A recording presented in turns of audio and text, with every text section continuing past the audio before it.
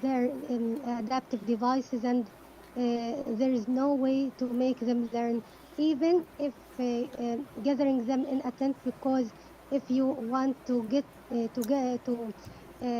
gather children together, sometimes you are the place is bombed and you are the responsible. Here the situation of people with disability is very very frustrating, because people with disability used to depend on aids from Ministry of Development here in Palestine, and these aids stopped, and they have no aids, and most of them are responsible for families, and here I can't describe you the situation in Gaza.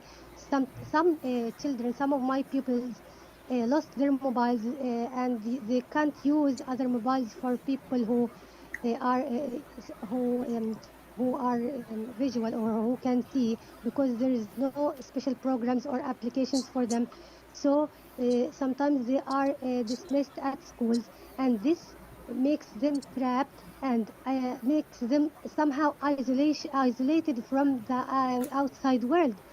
I can't describe the catastrophe of people with disability. They are trapped at homes, and sometimes because they need their families. Not all families understand, and they are busy and they need their families. They sometimes feel that they are killed because they need people, because they don't know how to depend on themselves, how they find their colleagues and rivals and partners in Gaza learning online, and they with all ambitions and energy and intellectuality and knowledge, they can't do anything to learn in Gaza. The situation is very, very complicated, more than you expect. Every day there is displacement. Today in Deir al-Balah, there's a wide scale of displacement. Some of the displaced people are people with disability living in a camp, in some tents. They don't know when now where to go. Man, I know it's the horror that the people in Gaza have been going through the last 2 years is unimaginable, even for regular people. Being under constant bombing, being forced to leave your house bombed, and multiple forced displacement from one place to another. This is unimaginable. No human being should go through this.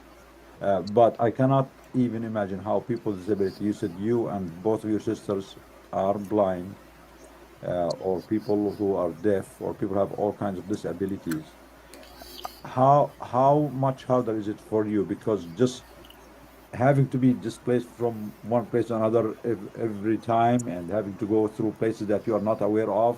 Are no roads, there are no directions, there is no help, there is no organizations to help you. Even if a soldier, like if a soldier is a few hundred yards away from you and gave you a warning, you will not be able to see them. You will not even be able to know that someone is asking you to move this way or that way. So they might shoot you because you basically you just don't see them. For the deaf people, I know they say they s- they send warning sounds or bombs or something for people to move. So if you are deaf, you basically don't hear those warning things, and you get murdered just because you are disabled. You do not hear any warning. So for blind people, for deaf people, for people who have amputations, for people who cannot walk, they cannot run, they cannot move in terrains that they are not familiar with. If you just give us a little bit insight on how much harder. I mean, it's hard on every human being. None of us can go through this, Yes, even yes, I without understand. any Yes. disability. But I'm sure it's just beyond imaginable for you. Please speak a few minutes about this. Here I'm very lucky. I'm very lucky, alhamdulillah, alhamdulillah, multiple hundreds of times, that I have a very nice family that always makes all efforts to make us comfortable. My family, when we were displaced to the south, made every effort possible to rent house. In the beginning, they refused to let us live in tent, because they want us to move easily and do everything easily, everything by ourselves. I was very, very lucky by my family. And then when we were displaced intense, it was a last solution because the house beside us or next to us was bombed, and the house, and we were very, very, very scared. My mother chose finally that we should move to tents. But when we moved, my sister, Dr. Shaima, chose a very a very large space of land. We bought two tents, and there is a space, there is a surrounding fence around the tents, and we have a special toilet. These are the efforts of my family to make us comfortable. But not all families can do this or understand how much is this important for people with disability. This makes me struggle better and maybe be more feel more comfortable because my family helps me a lot, and my sister Shaima and her daughters and her son, we don't maybe they don't let us need anything. Thank you, man. I cannot imagine anyone in Gaza saying we are lucky. I know, but I appreciate. Thank God that we do have a supportive family, and so far they have been able to help somehow. But again, thank you for being here. I think we are planning to have to sound the sirens at 2 p.m. It's about 5 minutes from now. So for everyone to be ready, we're gonna sound the sirens for the whole complicit world to hear our voices. We also encourage all the panelists to have pots and spoons, and we need to do the pots, empty pots and spoons, like the people in Gaza doing, trying to amplify their voice to the world because we live in the West. This is a call to the mainstream media in the United States, the CNN, the ABC, NBC, CBS, Fox News. This is on your hand. Mainstream media, you did not just ignore the genocide, you enabled it, you justified it, you continue to justify it by taking the Israeli line. Oh, it's all Hamas. Oh, it's all self-defense. Oh, it's this and that. So mainstream media, the mass starvation of the people in Gaza is not just a genocide ignored. It's a genocide justified, enabled, and made possible by you. I know there are great groups in the US and in the West trying to sound the alarm, but the main public is not aware of this genocide. They don't know the extent of the devastation happening in Gaza. You know why? Because the mainstream media is hiding the truth. So mainstream media, it's not. I mean, this is genocide is on your hand. Doctors Against Genocide, this group, that group, we are trying our best to raise the awareness, but we don't have the reach that you do have to the main public. And I know if the American people, the Western people knew the truth, your listeners, the millions of people who listen to you, knew the truth about this, they will make sure to stop it. So this is on your hands, mainstream media. And again, remember, Israel and the United States are not committing a genocide only. They are committed to a genocide. They are committed to a genocide. This is a call to the whole world. Israel is committed to continue the genocide, and the United States is playing along. And we know that no genocide in history ever stopped on its own. It has to be stopped by force. We are calling on the Hague groups. We are calling on the regional powers, the United Nations, every group in the world. You need to break this siege by force. You need to send protective forces to guard the aid and make sure the aid goes into the people who need it. You need to protect the victims from the aggressors, whether they're Israelis or Americans or mercenaries from anywhere else in the world.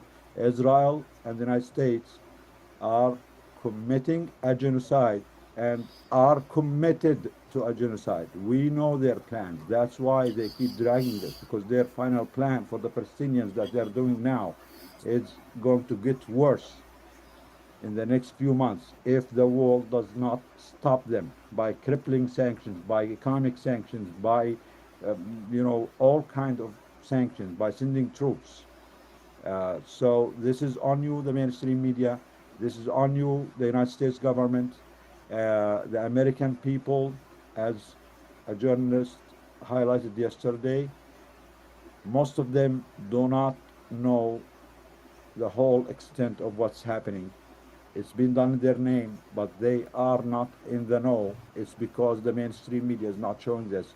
That's why, please, anyone who can amplify our voice, the voice of the groups, the people of good conscience, whether in the United States or anywhere else in the world, please spread the word to the mainstream media, to the general public.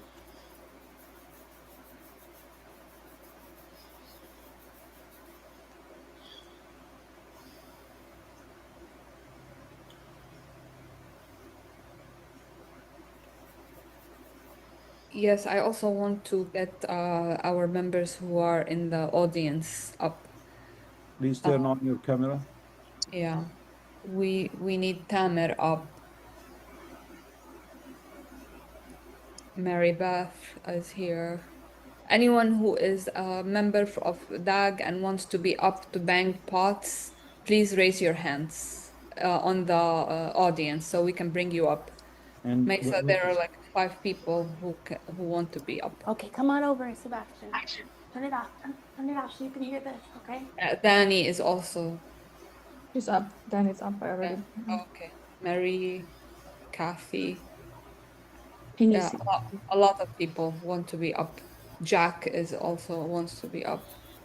I don't know if I can see video. Yeah, let's bring everyone up and then do the sirens.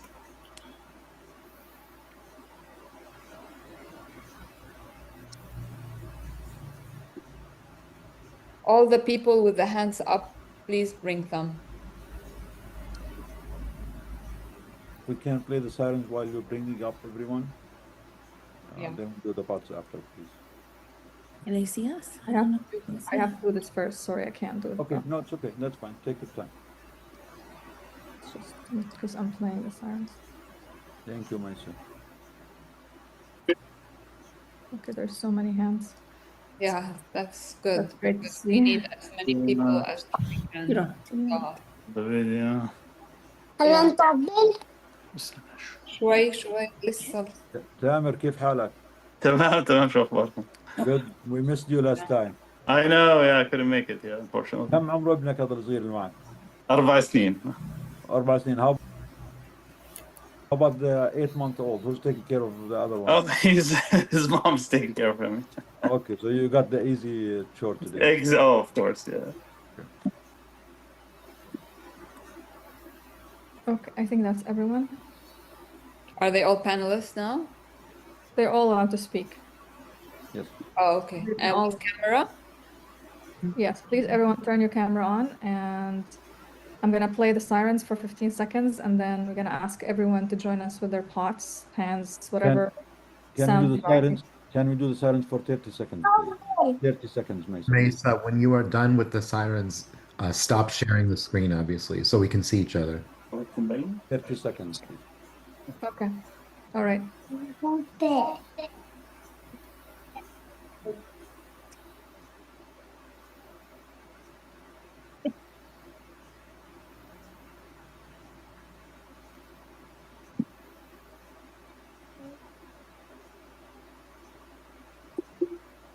Yes, Don.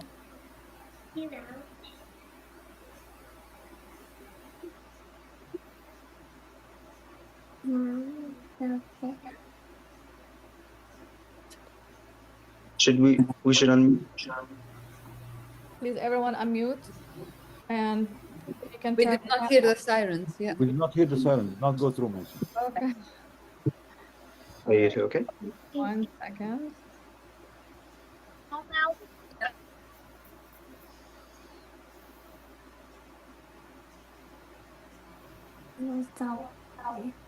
Sorry about that.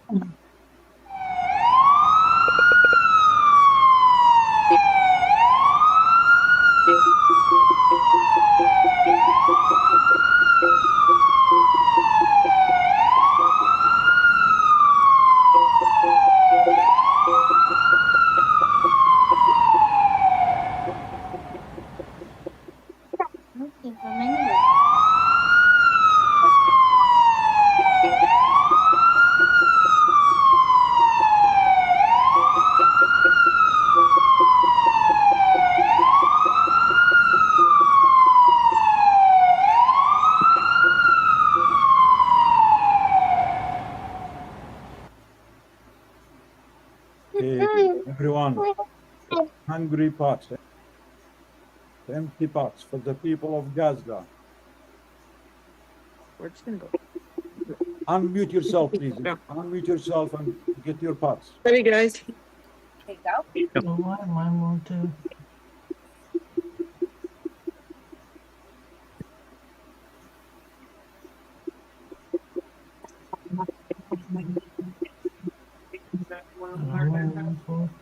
Yeah.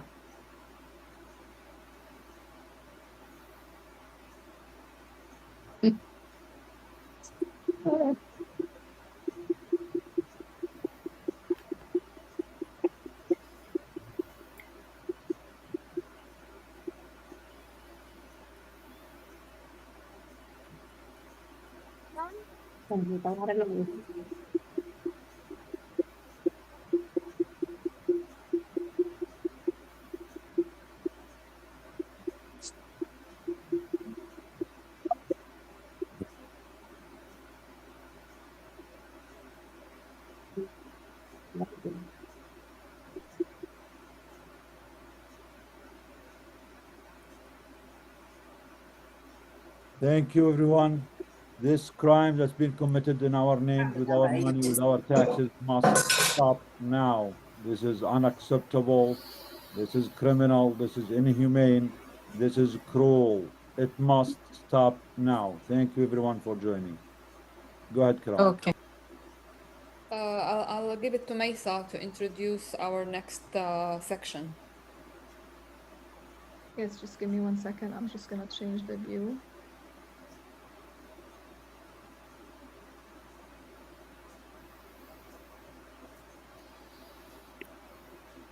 Thank you everyone for participating. We will be sharing an action at the end of the webinar, so please stick around until the end so that we can brainstorm and then plan an action coming up.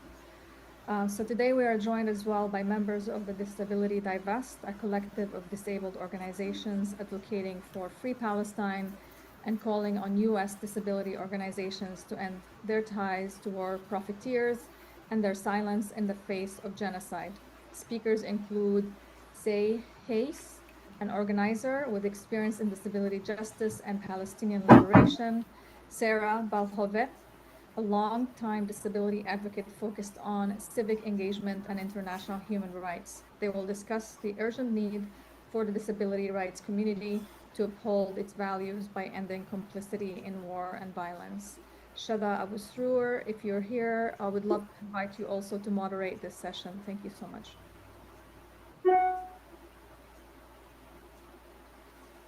For having us. Sarah, do you want to start by introducing yourself? Yes. Hi, everyone. My name is Sarah Blahovic. My pronouns are she, her.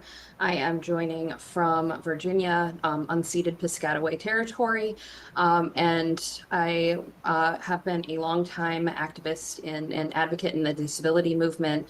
I have been working in this space for a decade, including with some of the organizations that we are going to be talking about in the upcoming presentation. And I'm joined by C. Heiss, who is also here. See. Hello. Hi. Okay. So to give some background, I guess I will start. So Disability Divest formed about a year ago. We are a collective of disabled activists. And people who have worked within the disability rights movement, within disability justice, and we will talk about the difference between those, who were very troubled by seeing the silence of the US disability establishment on this genocide that is a mass disabling crisis, where we're seeing millions of people in Gaza who are now subjected not only to famine and injuries, but also to psychological trauma that will result in long-term disability. To give a little background to start, I do want to talk about the difference between disability rights and disability justice, because that is really important to what we are talking about today. The disability rights movement in the United States started in the 20th century. Well, there was work before that as well, but when we talk about kind of the modern disability rights movement, a lot of that centers on getting US disability rights enshrined into law. There's talk about protests that happened in the 70s to get the Rehabilitation Act passed, and where there was a long-standing occupation of a federal building, work to get the Americans with Disabilities Act passed in the 90s. And a lot of this, again, has been through, the US legal framework, trying to get disability rights enshrined into law. And a lot of this has transformed into, there are many disability rights organizations in the United States that work on various aspects of policy. They work on trying to get more disability rights into law, getting disability inclusion in business spaces, but it's really working within the system. So Disability Pride Month is July. And the reason for that is because it is the anniversary of the signing of the Americans with Disabilities Act, which was on July 26, 1990. So we have that anniversary coming up next week. And there's a lot of talk every July about disability inclusion and disability pride.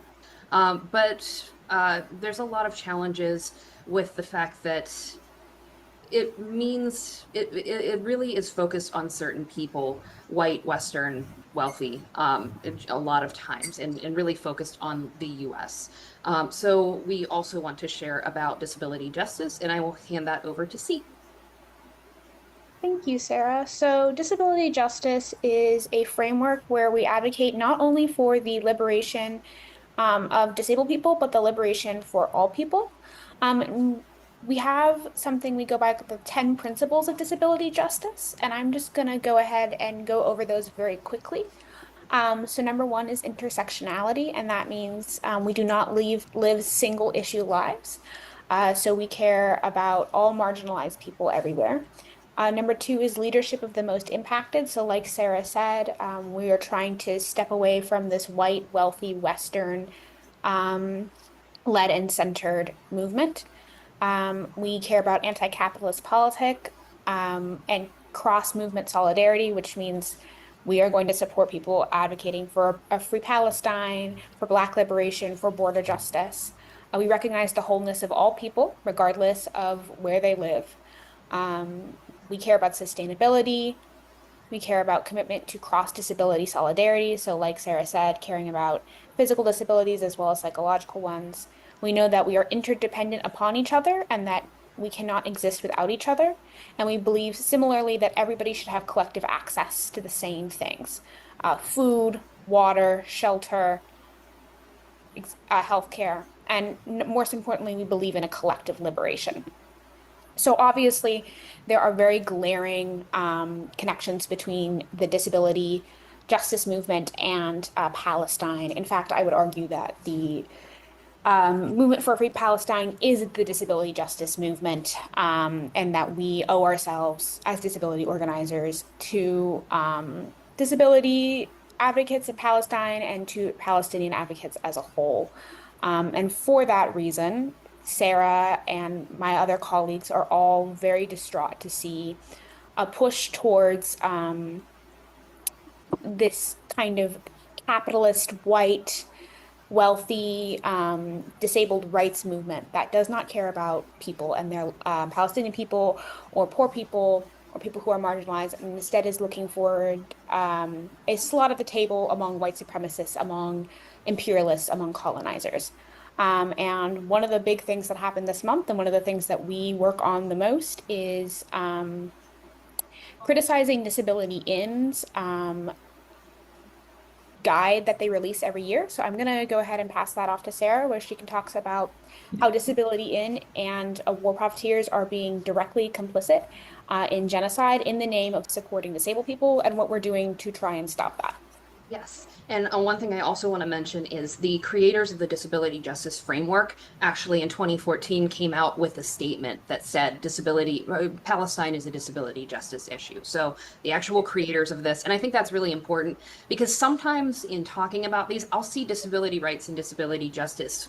Some people will kind of act like disability justice is just a newer term for it, but they're really different frameworks. So Disability In was formerly known as the U.S. Business Leadership Network. They are an organization, nonprofit organization in the United States and international as well, that works with businesses on the basis of arguing for disability inclusion. And what they have done for several years now is they released something that called the Disability Index. Prior to this year, it was called the Disability Equality Index. It is a benchmarking tool for businesses to look at how allegedly how inclusive they are of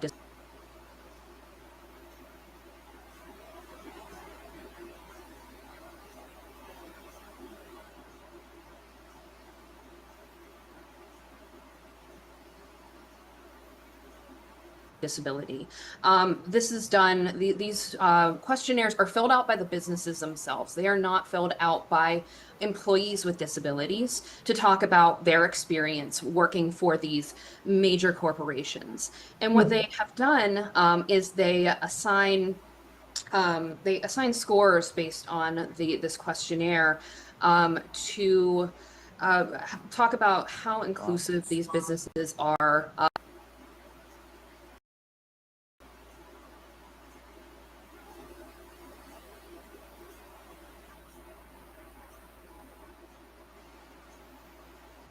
of disability. This year they did not make the scores public. This might be because last year we started our actions around calling out the many problems with this index. And another big portion of this is that they have a yearly conference. Last year, that conference, the headlining sponsor was Boeing. What we have talked about this year is exactly how many corporations, including weapons manufacturers, are sponsors of this conference. This year alone, they brought in $9.3 million in conference sponsorships from a number of organizations. And so we really wanted to talk about the connection between this funding and the silence of the disability community, and the disability establishment. So this year, in terms of some of the really significant sponsorships, Wells Fargo, it was with their headline, one of their headlining sponsors gave $175,000. Wells Fargo, Israel. Sarah, 1 minute, please.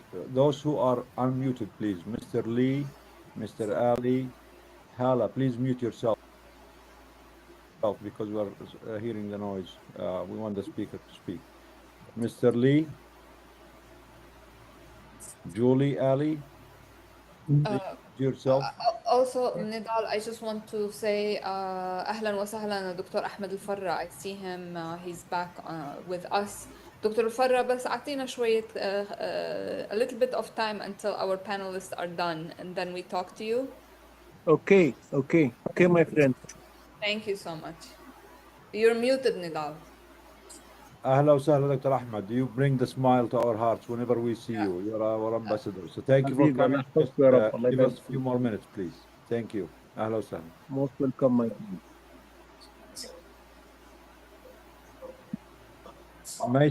Maisa, can you mute Mr. Lee, please? It seems he's not here. Yes, I'm just going through the name. So I'm gonna mute it again. Go ahead, Sarah. Okay, thank you.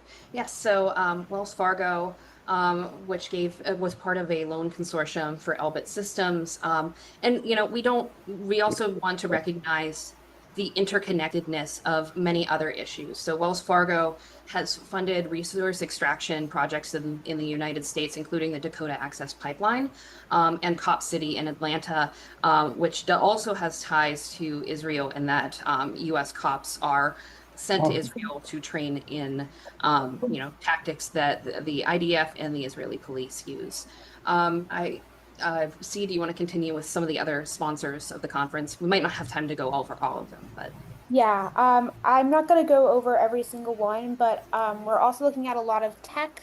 So Amazon, Microsoft, and as we know, these companies both are pretty complicit in the genocide, specifically Microsoft, in its use of AI that they give to the Israeli government for their military actions. And then another one is Lockheed Martin. And Lockheed Martin is just a weapons manufacturer. That is what they do. They design bombs. They're very good at designing bombs that kill lots of people, and that is their goal. And so when we have organizations like Boeing, when we have organizations like Lockheed Martin on the list, then that is just a slap in the face to the principles of disability justice. And also it is an organization that is not interested in the collective liberation of disabled people. Yeah. And so I'll say that, there are many on here. Teva Pharmaceuticals, an Israeli pharmaceutical company, RTX, formerly Raytheon, Intel. There are many BDS targets, as well as weapons manufacturers. And we understand there are some challenges and some complexities in the disability rights movement. I would say Microsoft is one of the largest funders of disability C3 organizations, including ones who have spoken out about Palestine. There aren't many organizations that have, but there are a few. And Microsoft, because they work on accessible technology, is a large sponsor and funder of different disability organizations. But that does not mean that we stay silent on this. And I think that one of the challenges with all of this funding is that you do see this silence and complicity because they don't want to jeopardize their funding sources, especially for an organization like this, where they're getting nearly $10 million in sponsorships. And it's not limited to Disability In. There are other disability organizations that accept money from weapons manufacturers and BDS targets. There's a large conference next week happening with the National Council on Independent Living. Funded, one of their sponsors is Airbnb. It's properties in illegal settlements on Palestinian land for vacations. So it's not limited to one organization. But our call to action for all this is, first thing, we need to stop being silent. The disability establishment has been, for the most part, silent on what has been happening in Palestine and the genocide of our Palestinian peers. And it's something that last year, I think a lot of it was also rooted in not wanting to jeopardize the chances of the Biden and Harris, who are friendlier to disability issues, disability legislation, than the Trump administration, which has been fairly hostile. So there was also silence on that part, where we saw disability leaders going to the ADA celebration at the White House. And I think one of the bare minimum asks is, don't go celebrate with the president who has been aiding and abetting and really leading this genocide for many months. By that point, it was in September of 2024. So there was almost a year since this had started. At the bare minimum, do not accept money from weapons contractors and military contractors. You shouldn't be accepting money or trying to really get more disabled people to be working with the likes of Lockheed Martin. And also analyze how these issues are connected, because these companies as well are, some of the ones that we have listed are creating and taking contracts with ICE for helping with the detention facilities, where we're seeing people unjustly taken away from their families, including pro-Palestinian and Palestinian folks who have spoken out about this genocide. But we need to there has been a collective failure of the U.S. disability establishment to have any integrity on this issue and to speak out against one of the largest mass disabling events that we have seen in our lifetime. C, do you have anything to add? Yeah, I just wanted to touch a little bit more also on the DHS/ICE element of what's going on here.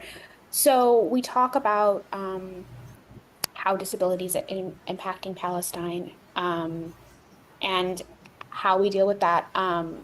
ICE is a huge proponent of Israeli, the push for imperialism, and in that, Israeli genocide as well. We've seen across the nation people being detained illegally, unjustly, inhumanely for their activism in Palestine. Obviously, the most famous among them is Mahmoud Khalil, but there have been many, many others, including many students who lost their visas due to pro-Palestine posts on their Instagrams or pro-Palestine actions or opinions. And we also want to acknowledge that ICE is a very disabling force. It's like a military force that comes in and disappears people and holds them hostage. Denies them medical care, obviously, brutalizes them, obviously. And there are large, far-reaching impacts of this as well. Like, for example, in the state that I'm in, so I'm on Tongava land in California.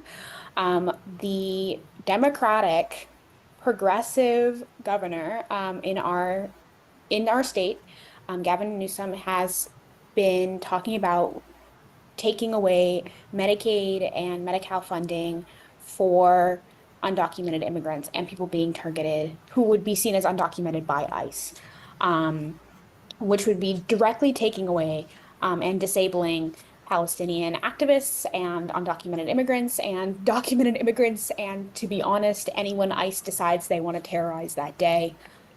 So I do want to acknowledge that, yes, we have this massive mass disappearing of people, mass kidnapping of people happening across the US, especially in the West. And we also we know that this is impacting Palestinian activists, Palestinians, Muslims who are immigrants in our country or who ICE decides is an immigrant that day.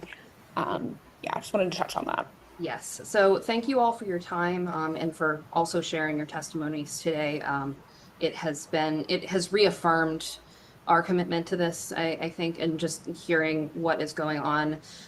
We continue to call on organizations like Disability In, like the American Association of People with Disabilities, National Council on Independent Living, to speak up on this issue. It's not too late to take what actions they can to cut ties with any harmful and complicit companies, particularly, again, starting with those weapons manufacturers and those who are directly causing, this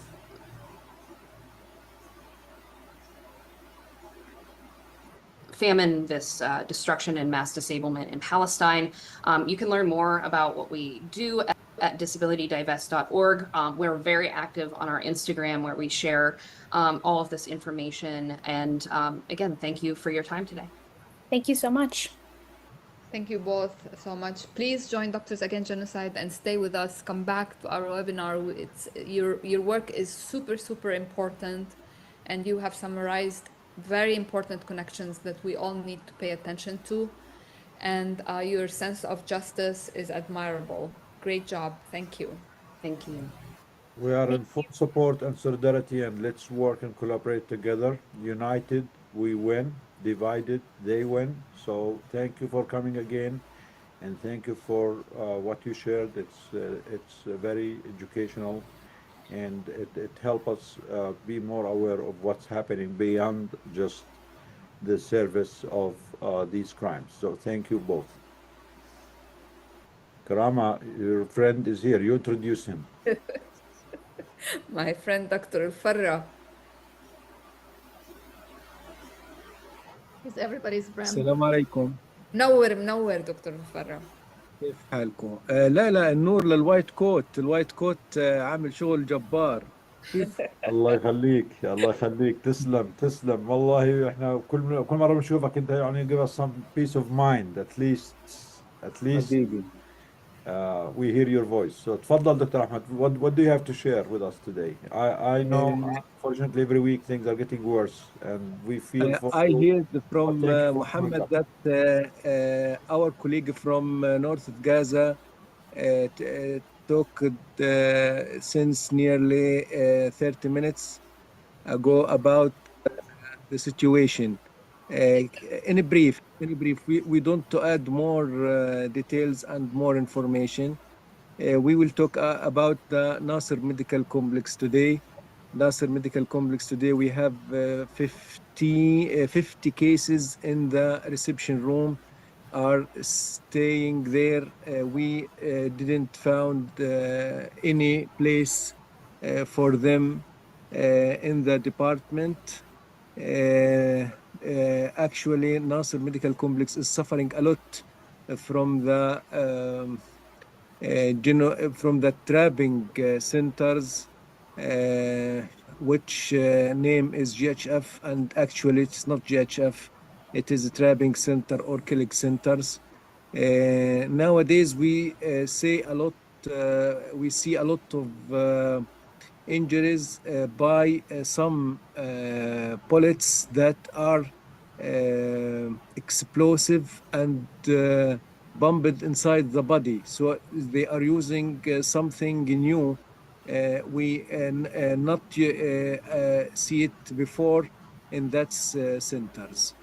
Again, we still suffering from meningitis. We still suffering from Guillain-Barré.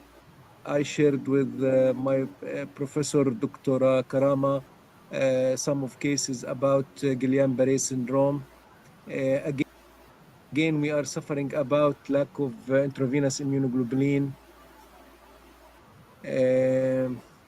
Last case, the patient here came in the intensive care unit. He's in the mechanical ventilation due to lack of intravenous immunoglobulin. Even the filters for plasmapheresis is lost. We tried to contact Jordanian hospital. We tried to contact Every patient in our hospital is a story. One suffering from lack of IVIG, one suffering of lack of filters for plasmapheresis, one is suffering for lack of cholesterol as antibiotic sensitive for his culture and sensitivity. Other patient is suffering from lack of external fixation for his fracture. All the hospital is suffering.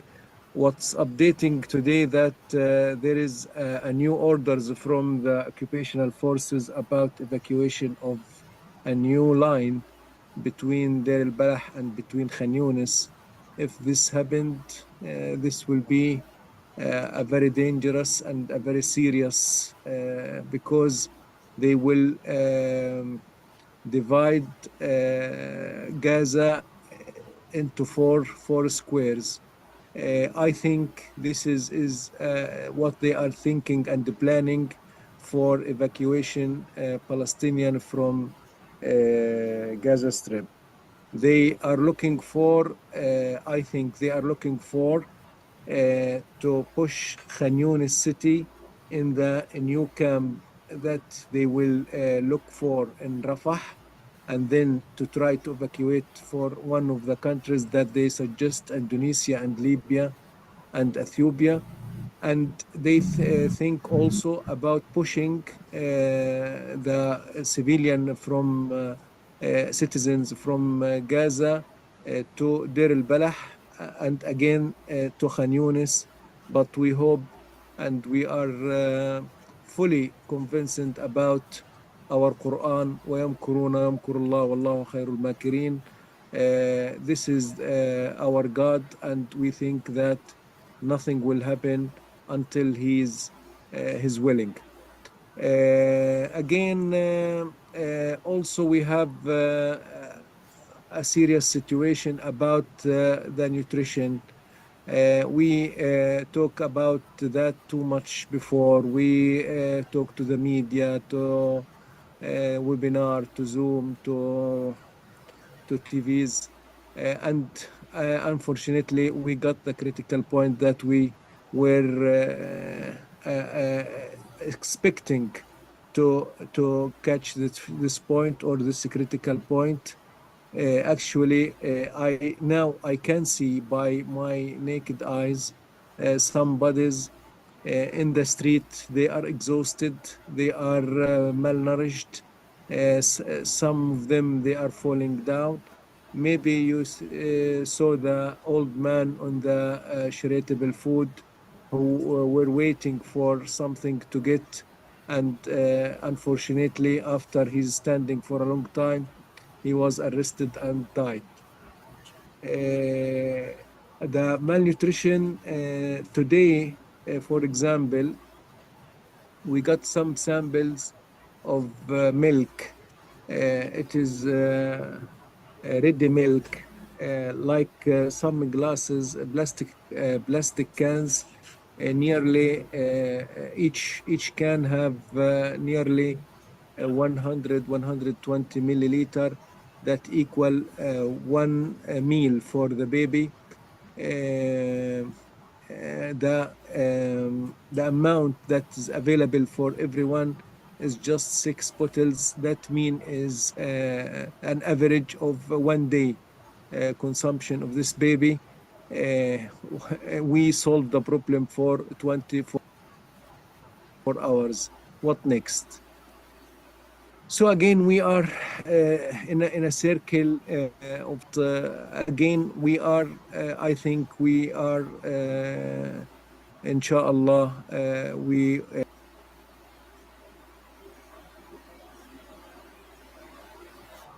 will fight. We will not be feeling about unable. No, no, no. We are doing what we can do. We are doing our best. We will never be unable or feeling disabled about to continue. We will continue caring about our patient. We will continue care about our duties in the hospitals, caring about everything, and caring about our families also. The lack of food in the nowadays is very serious. Actually, all the people are starved, really starved. They are feeling about vitamin deficiencies. I saw a lot of people. While we're going to the hospital, when they are getting in the bus, they feeling some ataxic. I asked a lot of them, "Are you feeling that your balance is unwell?" He told me, "Yes, I need vitamins. I think I have B complex deficiency." My friends, really, since 3 or 4 months ago, we didn't eat vegetables, we didn't eat fruits. We just the main dish is rice. If it was more valuable, we add something to rice, like aubergine, to do something is different. But fava beans in sometimes, chickpeas if it was available. This is very valuable food that we can get nowadays. No olive oil, no vegetables, no fruit, no fish, no meat, no chicken. We sometimes we feel something to enjoy ourselves, to open videos for shawarma and some YouTube, or some kitchen that making food, because we want to still remember what they are doing in these kitchens. So nothing, no words, no sentence, no letters can can't talk about Gaza nowadays. Gaza is suffering too much, and unfortunately, Arabs and Muslims near Gaza equal nothing, equal zero. My friends, I will talk frankly. The one category of the Syrian people, we call them Druze. You know about them. They are in the south of Syria. They shout just by telling something, and everyone from that category in Palestine, in Lebanon, they talk and they move quickly, and they try to support their brothers. I think that we have something in our Islam, in our Arab, in our I don't know what is the bond that connecting Muslims with each other or Arabs with each other. It's false bonds. It's false bonds. Actually, we facing a lot of sympathy and a lot of hard feeling from European and America, from people who are not Palestinian, and this is a big shame for Muslims and for Arabs. My friend, there is now, while I sitting here, nearly 7,000 trucks are in Rafah city. I think the general there can order them to get inside. No one will blame him. No one. In this time, I remember President Morsi, who was in Egypt in 2012, and something happened for Gaza. He sent his prime minister to Gaza, and it was a big challenging for the occupational force and the occupational states and for the government of Israel, and they were obligated to stop that war, if you remember, in 2012. I think we will be in the judgment day in front of these people, and we will ask them about not helping their family and their brothers and their sisters in Gaza.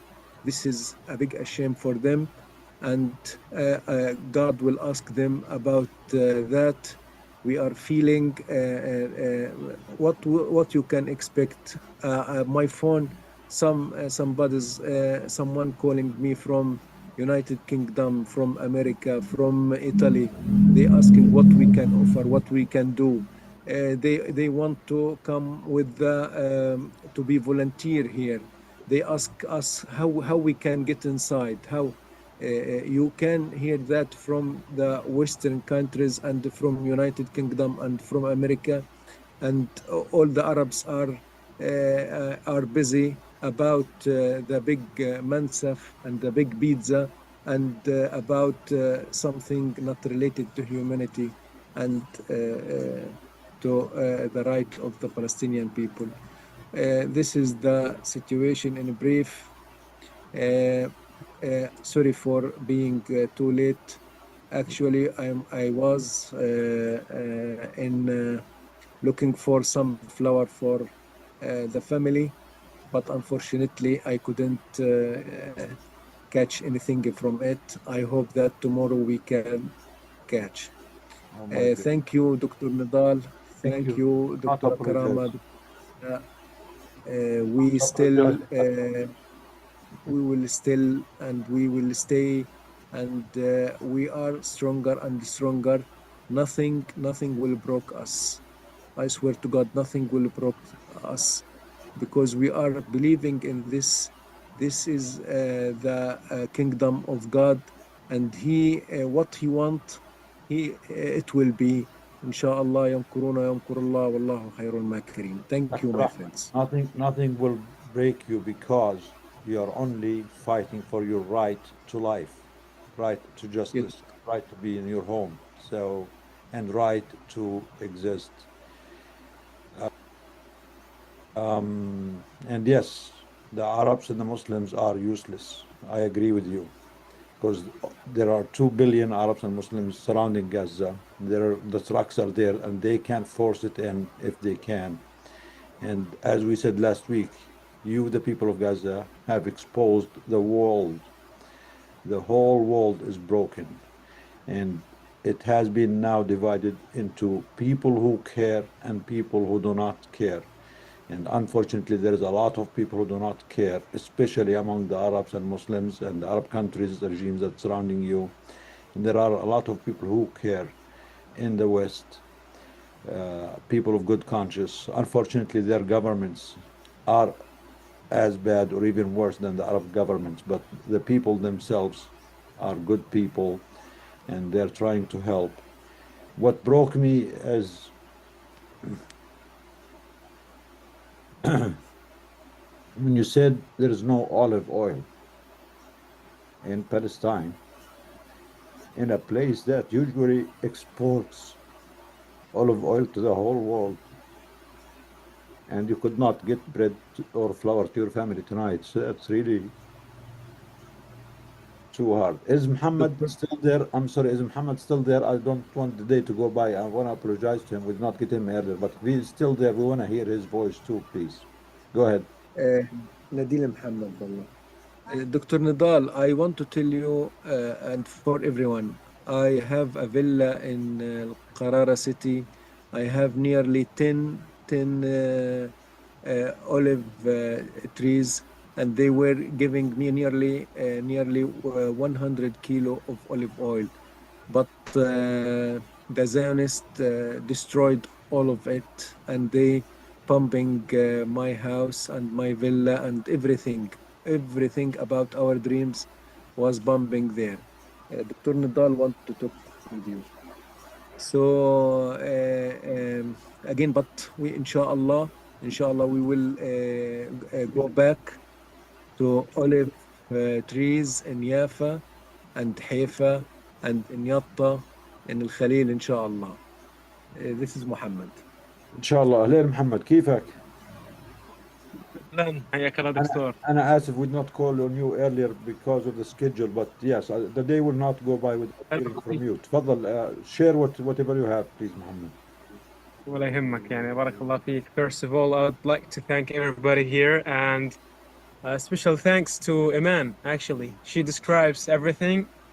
She described everything she could ever do because I mean she spoke about everything in Gaza, the markets or um, the Gaza Humanitarian Foundation also and the genocide there.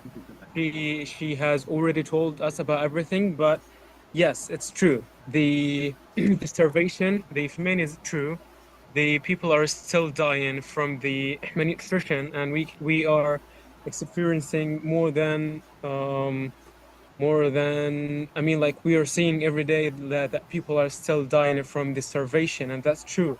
And when it comes to the markets, you can see the lack of the food and the supplies. You can go to the market and come back with nothing, literally with nothing. You know, you can find flour or you can find vegetables. Um, you know, whenever you want to stand up, you feel like your head is just shaking and the headache, and you just want to fall apart. You know, so it's always hard. I mean, things haven't been harder than this time actually. It's getting more complicated over days, and we can see and we can witness the real starvation now. You feel that you're lazy all the time and you're sleepy, and that's normal because you have no vitamins, you have no protein, you have literally nothing, okay? And we can still hear the bombings. I mean, you can hear it. The bombing now on Deir al-Balah. Yeah, that's true. And now they are trying to divide or split the two places, which is Khan Yunis and Deir al-Balah.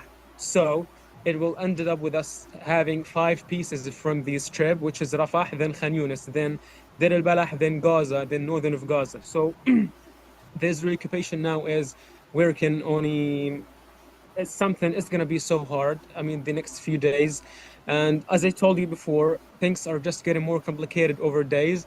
And yeah, the fees, it's so real. Like when you need to get money out of your bank account, you need to pay the 50% of that money. So 2 days ago, I went to someone who can give us cash money. I paid him 360 shekels. I transferred the money to his bank account. He gave me 200 shekels in cash. Can you imagine it? And then we went to the market.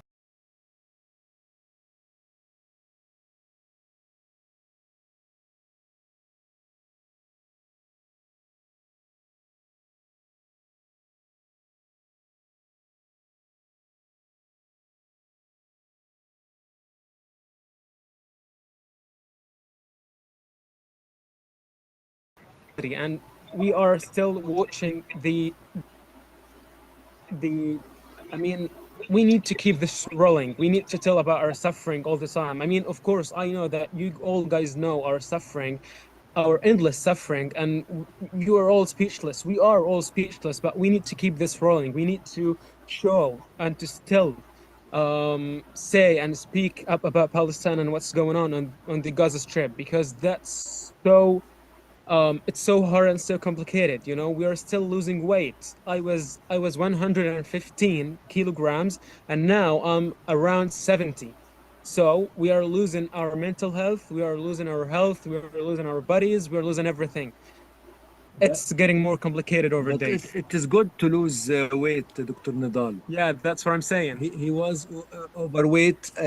His body mass index was over. So now he's slim. It's better for him. I This, know, this but is again, it's good to lose weight voluntarily or based on your own choice, not when you are forced to lose weight because there's a criminal army and a criminal country, a criminal nation committing genocide and mass starvation on you. As a human being, voluntary. we have the right to choose. We can choose to be obese, we can choose to be thin, we can choose to be healthy, we can choose to be disciplined. Everyone should have the right to do whatever they want, and no one has Yes. the right to impose on us what we need to do. So yes, thank you, Muhammad. Yeah, Thank you, Dr. Ahmed. Nidal, maybe we can talk about what we want to do while Dr. Ahmed Al-Farra with us, because he can give us feedback. Yes, can we just go to special guest Abraham and Don Matheson first? Yes. Abraham is our special guest. Then once we finish with Abraham and Don, then we can go around with brainstorming of actions that we can do. Don, Abraham, all Hi. yours. Thank you so much. Yeah, Abe is here with me, Abraham. This is my brother who I care for. We have been, advocating for disability justice for our entire lives. I think just to what we've been hearing today, every injury in Gaza is more likely to become a lifetime disability with the destruction of the healthcare system. The disabling effects of starvation, as have been said, like immunodeficiency, organ damage, cognitive impairment, these are all ongoing long-term disabling effects. So this is all piled on top of the mental health catastrophe, the continuous traumatic stress living through this genocide, the mass amputations in response to the bombings and shootings by the criminal Zionist army and the criminal government of the United States. Mass disabling is used to control people, make them dependent on these murderous states and violent institutions. It's used to slowly kill people or to kill them en masse at the whim of violent colonial imperial warmongering profiteers. As we've heard, it's even more difficult for our disabled comrades and their families. Some disabled people and their caregivers are being forced to make impossible choices, like was said last week. Like how do I, if I'm a single parent with a disabled child, how do I leave them to not bring them to someplace even more dangerous like the GHF to go find food? People are just forced to make the most impossible choices. And, Abe and I just, the complications of just living as a disabled person, as a disabled family, and then thinking about that compounded a million times in Gaza, what people are living through. It's so distressing. Yeah, and we've, you know, we continue to advocate and we continue to push our disability. Anybody, we went to the Disability Pride event by Disability Rights Maine this past weekend and talked to everybody we could about our upcoming action about disability justice, that these are all connected. Disability justice is a connecting point for so many things, and Gaza, you know, at the core, that the disability justice is free Palestine. Anything else?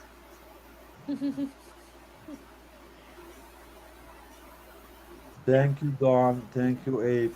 Thank you, Don, for all what you're doing to help Abe. What a great sister. We're honored to have you, and we need more people in the world like you. Again, Karama, go ahead if you want to open the floor for reflections, for brainstorming actions, please. Yes, while we have Dr. El Farra with us, we are aware of the call from Gaza to bang pots at 1 p.m. in Gaza time, I think today and tomorrow. We want to do something that is focused on the starvation in Gaza and how people are actually dying from hunger right now by putting together press conferences in front of the hospitals, in front of the clinics, in front of churches, in front of mosques, in front of supermarkets. My neighbors just had an action today by the biggest supermarket in Newton, and they were there holding a walkout for Gaza. So it feels like, we have to escalate. We tried this many, many times, believe me, Dr. Al-Farra. We tried to do press conference, we tried to do visuals, we did everything that we can do, but it sounds like, this genocide and these genocidal people are super committed, like Nidal said, to genocide.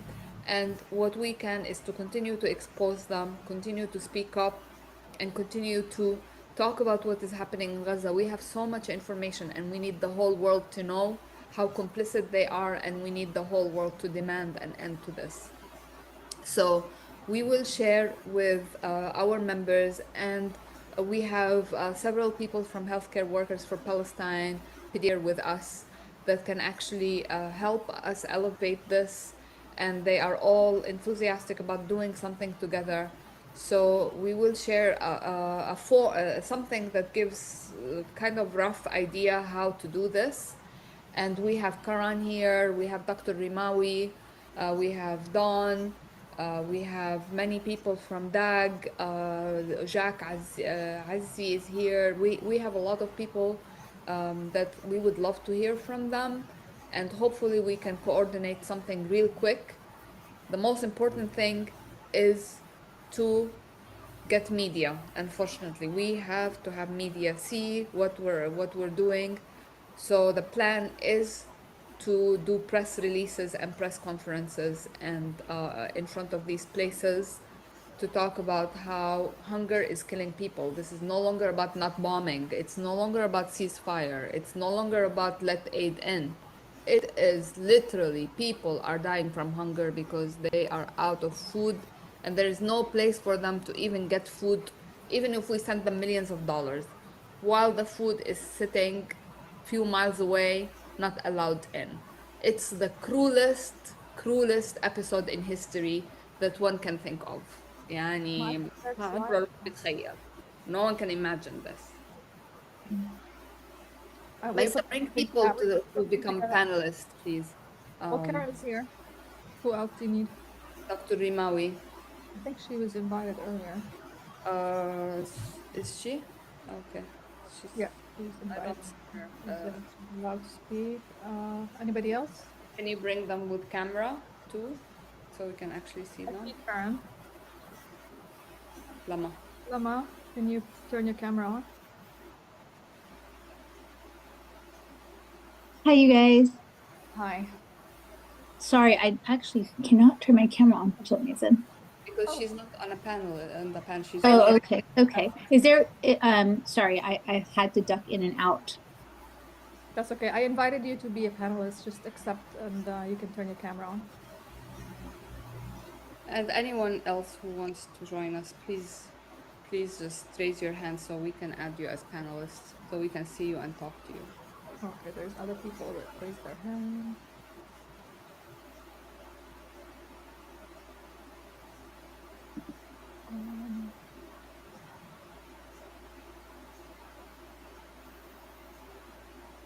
Okay, I think we have everyone who raised their hand.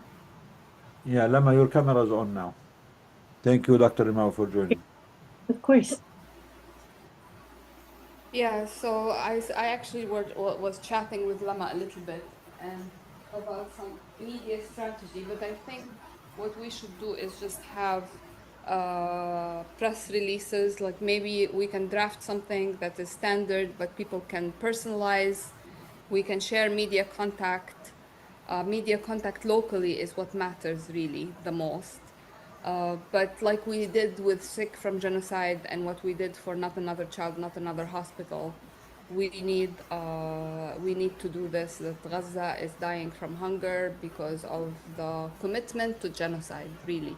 I think, that is what it is. So if you have questions, ideas, please share. Karen? Assalamu alaikum, everyone. Dr. Karama, because this is related to what you were saying. Oh, I should backtrack. My name's Karan Malik. I'm an internist and a pediatrician at Tulane University. Dr. Al-Farah, thank you for sharing your experience. We bear witness to this heartbreak. I'm just going to make it very quick because it's related to what Dr. Karama and Dr. Jaboud were saying. One, I think the time to ask Gazans for what we should do is over because they didn't learn how to survive a genocide either. So I think we really should challenge each other to not do that.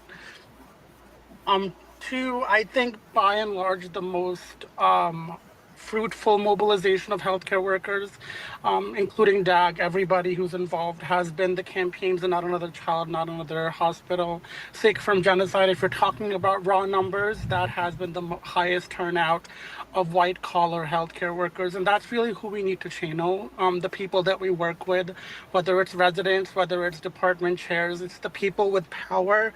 On that end, this is the worst global health catastrophe that we have witnessed. We need to challenge and call in the global health scholars at our institutions that get money to do work, this kind of work.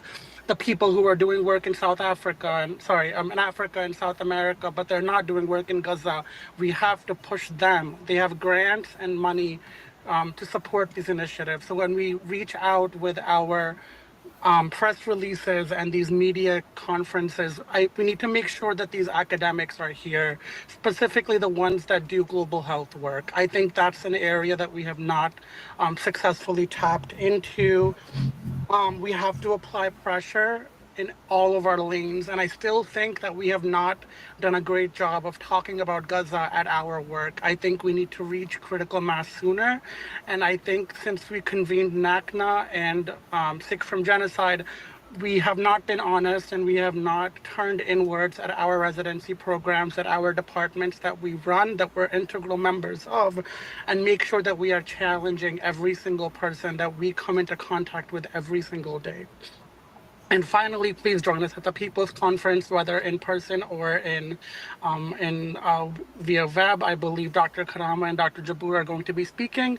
The time is now. There's nothing more to say. We've been more than 2 years at this. Thank you all for this time. Thank you, Karan. Thank you for everything and for always being available. Anyone else wants to speak? I think Jane.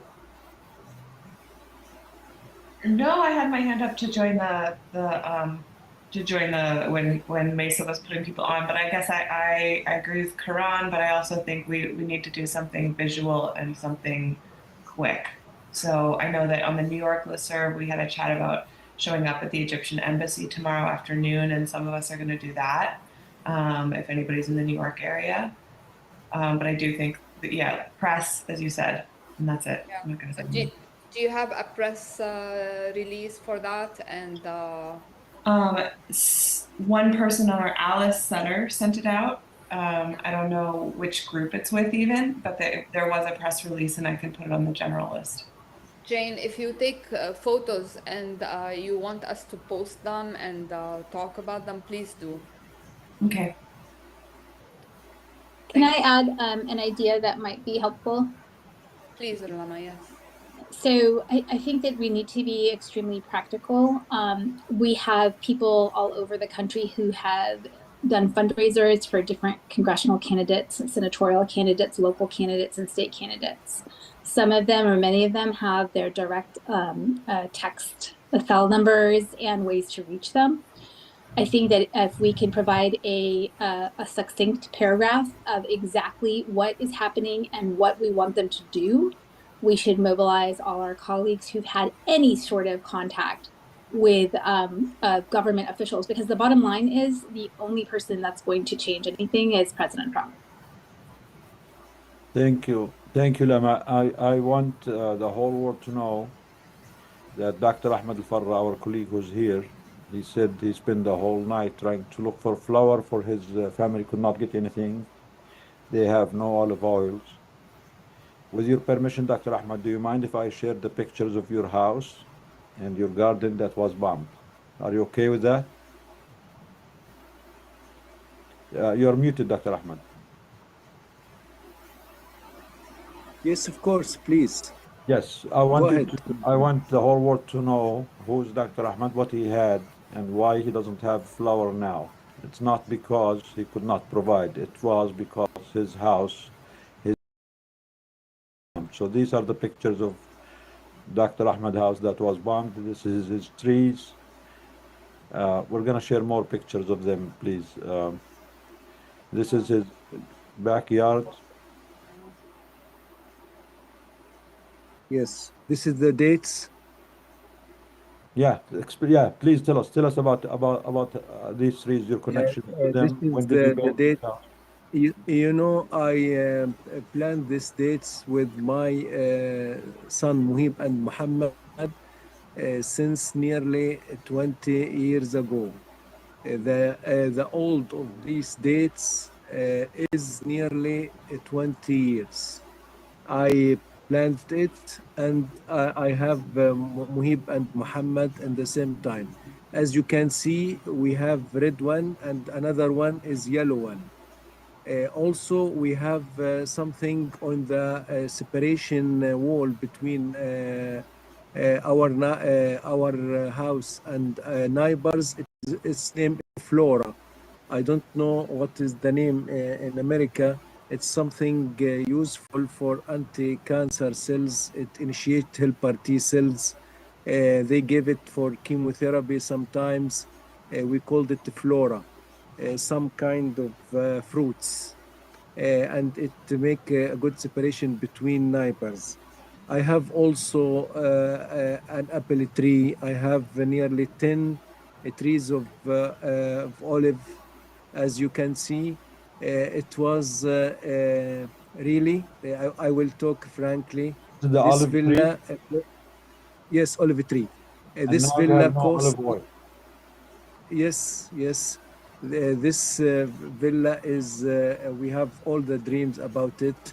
I try to put my best to do it and try to make privacy for everyone, for my son, for my daughter. It nearly four. We have nearly four departments, but it connected with each other. Actually, it was completely destroyed by F-16 attack. After that, this is in the first. After that, we wasn't there. We evacuated all the area. After that, they are by truck destroyed all the trees, all the separation room, everything. If you, this is a view from at night. This is Al Qarara city. It is something You like a remember? village. Do you remember the date your house was destroyed? تاريخ التدمير البيت امتى؟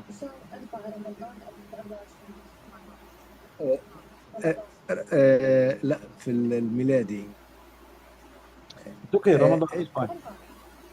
شهر yes April 24. So you spend all It your was, life trying to build this house yes, and it this took garden. I started to I start to buy the land first. It's nearly 1 dunam, nearly 1,000 meter square. Then I tried to plant the trees, the olive, the lemon, the apple, the figs, and the dates. After that, we built it. It took nearly 10 years. 10 years, we are doing our best to try to do that. After that, it was just by a button on something. It was completely destroyed one night. I think they destroyed everything beautiful. Uh, I asked my neighbors, what is the cause of destroying that villa? They told me that they were choose the most beautiful houses and they try to destroy it because they want to make something for punishment for the Palestinian people.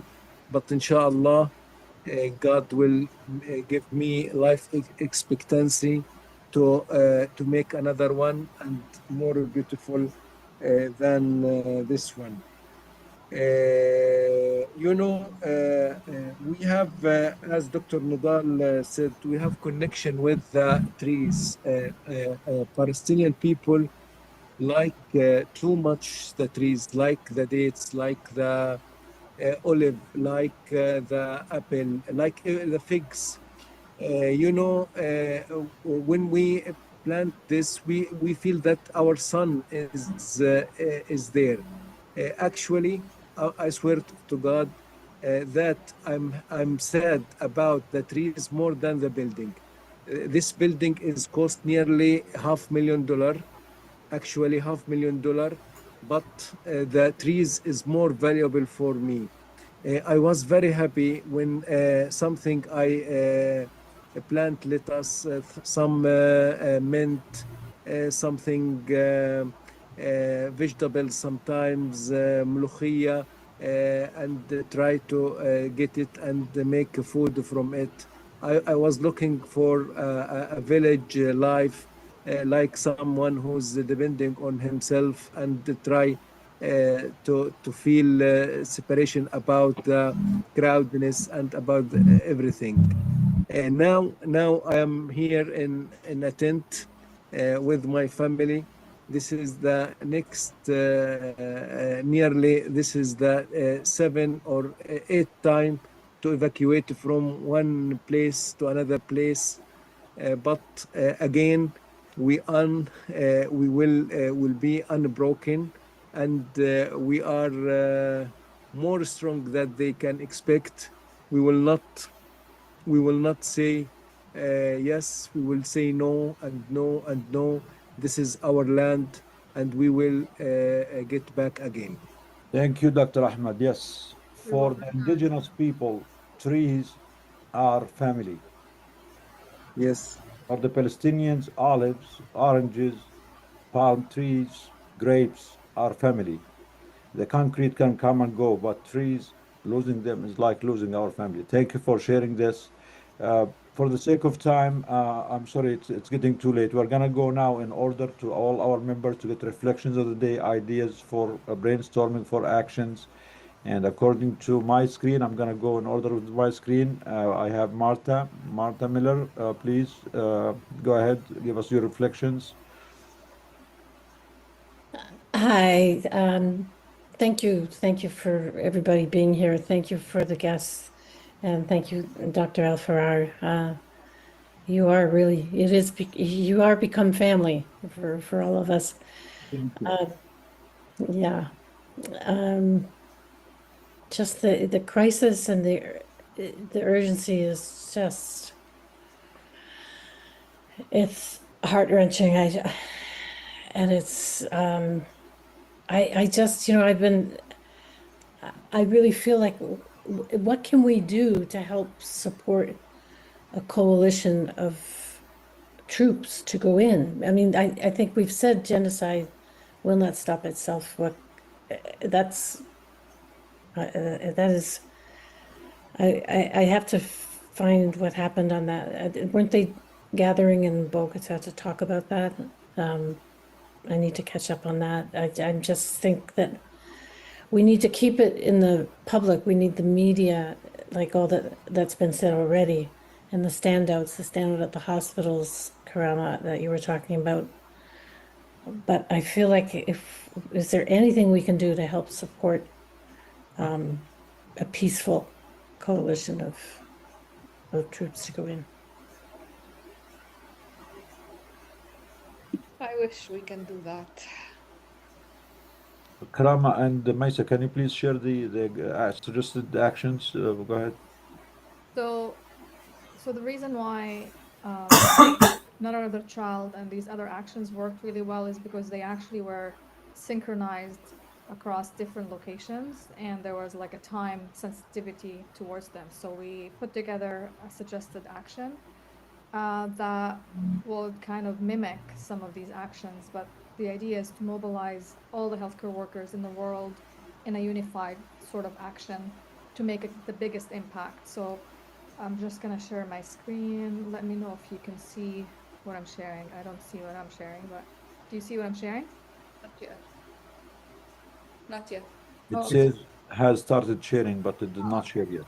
Okay, let me just open the file. Okay.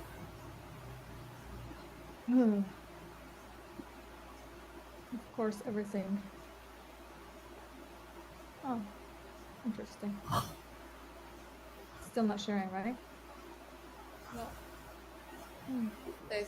Yes, it's working now. It's shared now. So this is a global call to action for all our colleagues, healthcare workers, and allies. Actually, it's not strictly for healthcare workers, but this is an emergency call to action. We are calling everyone to gather on Monday at 12 p.m. And we wanted to, make sure that this is done, obviously, synchronized action. We're calling on all healthcare workers everywhere in the world to rise up in a unified, synchronized act of solidarity. So what we're asking people to do is to gather in front of hospitals, clinics, medical schools, offices of elected officials, supermarkets, restaurants, anywhere that serves food, anywhere that serves health. We want to use all these locations as a place to raise the awareness and to demand action. We're asking everybody to bring banners that say, "Let the children eat, stop starving Gaza, let aid in, and end the siege." So we have actually a lot of these banners on our website. People can just print them and take them with them. We also want to make noise, bring pots, pans, let the world hear what silence is costing us, costing the world and costing our friends and colleagues in Gaza. And we are also asking everyone to hold press conferences, to speak with moral clarity, speak as a medical professional, as a protector, a healer, and people of conscience.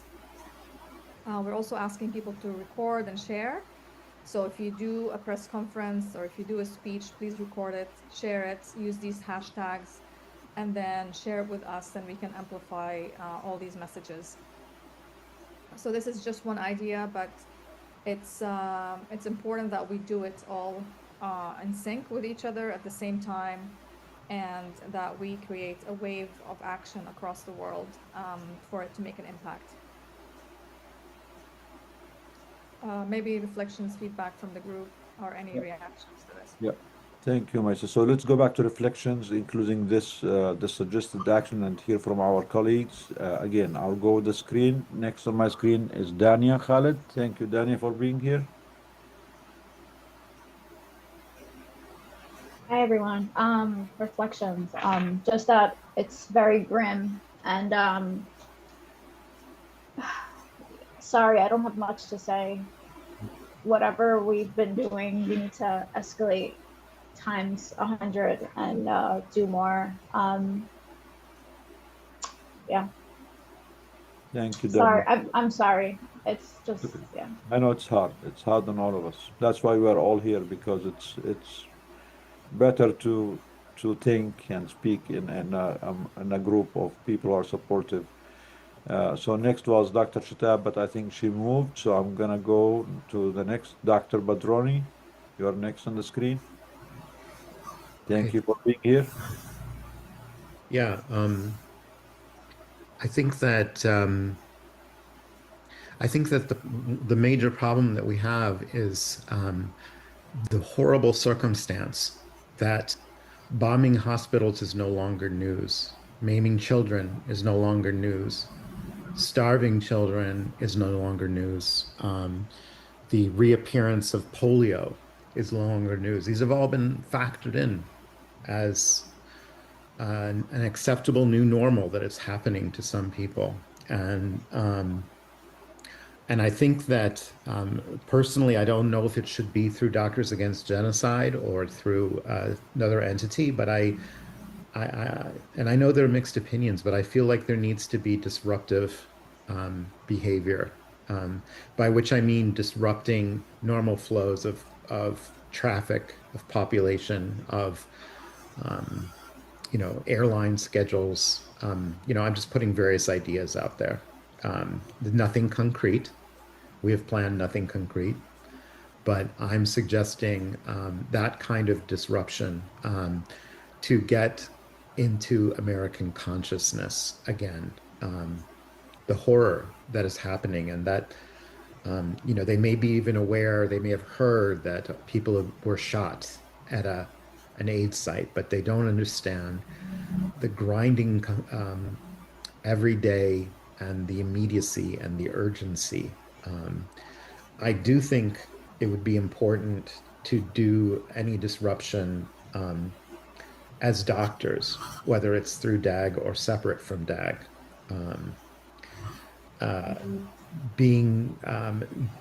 I think that doing it in doctors' white coat is significant for getting attention.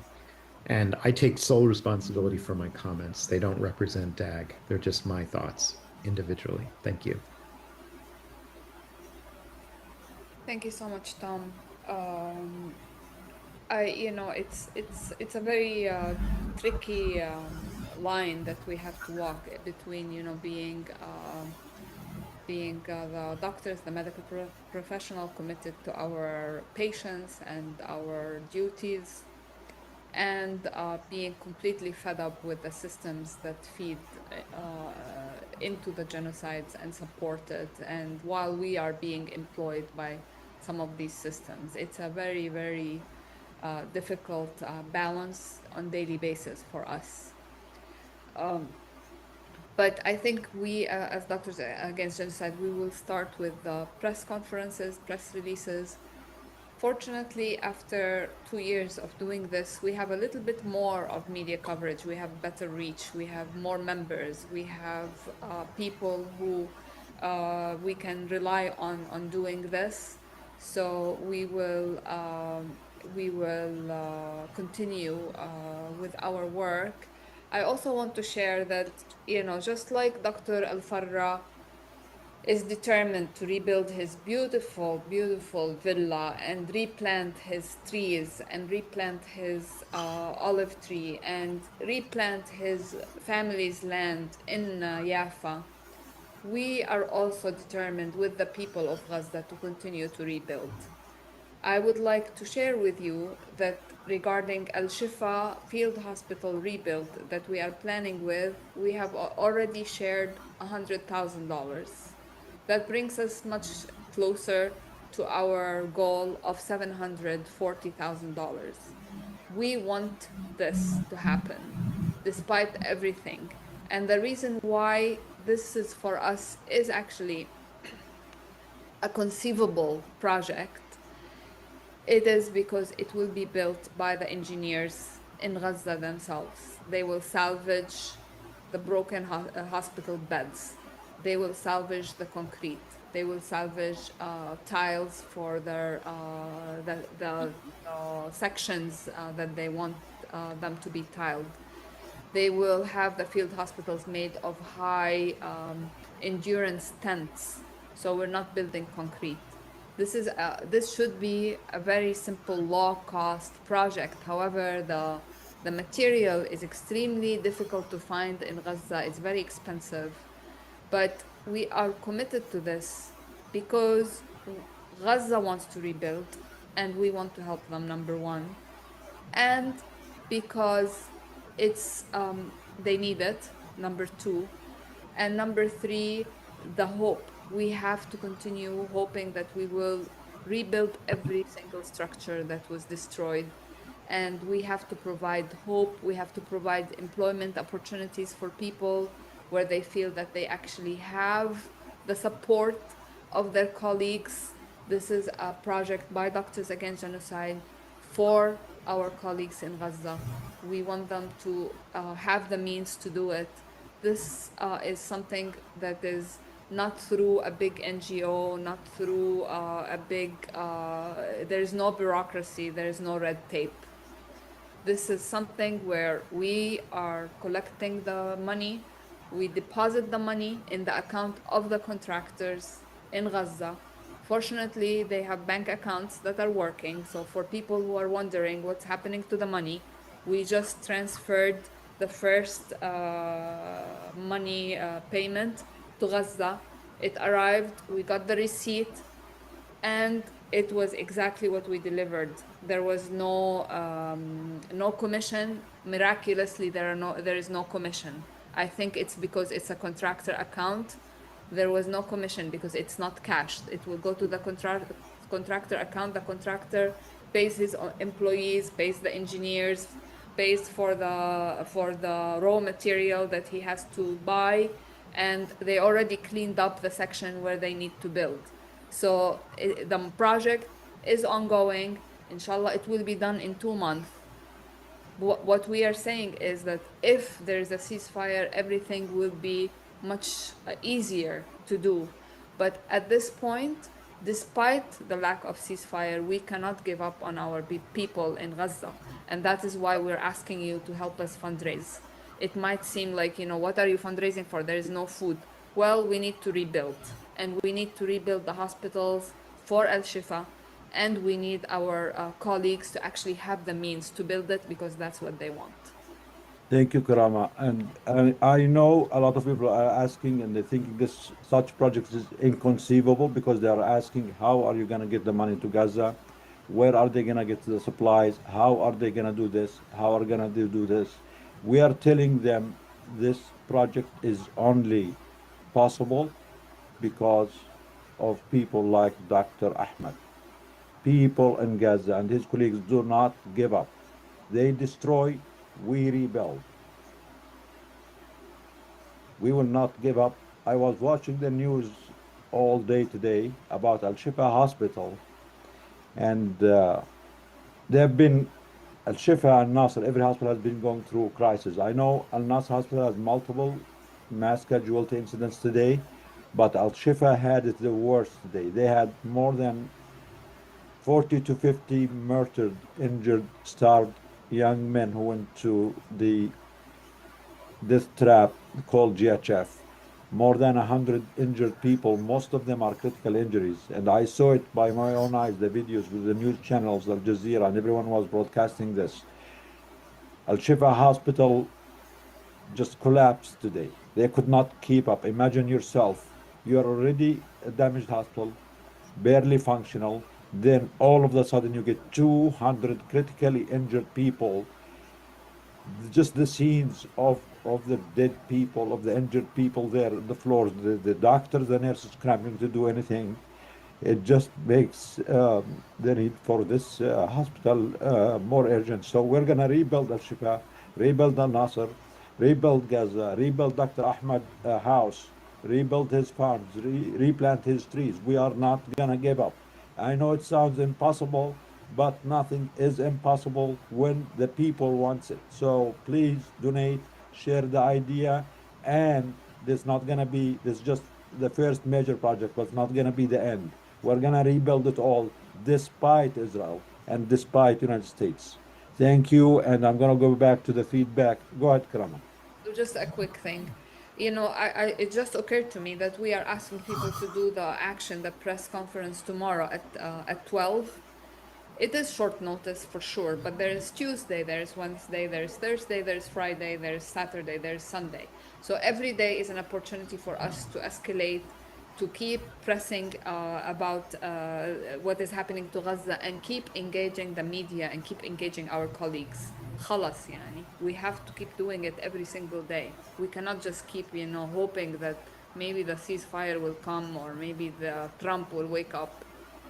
And we want to thank all our supporters, all our colleagues, all people of good conscience in the world that in 1 week time, only 1 week, without doing any professional fundraising campaign for this project, we already had $100,000 online donations, more than $20,000 to $30,000 by checks coming in the mail, and more is coming. So the hope is not all lost. This is still our world, and we are gonna claim it back from the war machine, from the warmongers, and from people who do not value all lives equally. There is more of us, the good people, than of those bad people. So we, the good people, will unite.